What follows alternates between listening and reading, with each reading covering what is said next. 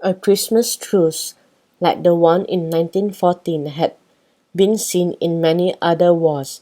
At first, the British troops thought the German Christmas trees were a trick and shot them down.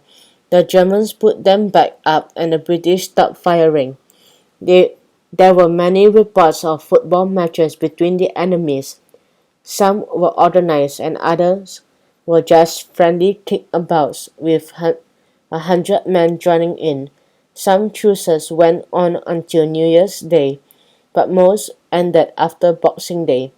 In one part of the trenches, the British politely told the Germans, "We will start shooting again at 9 o'clock." The Germans talked back, "Then we will come over to your trench.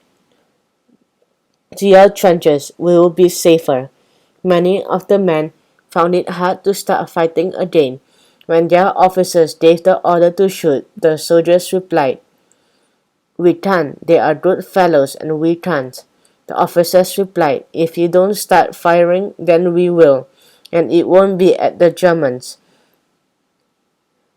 The Germans the German troops had the same problem. For several days, the British and Germans fired at one another without trying to hit.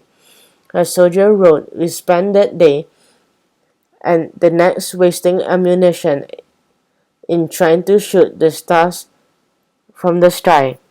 The generals on both sides were furious when they heard about the Christmas truce. As the First World War grew more bitter, a Christmas truce like 1914 was never seen again.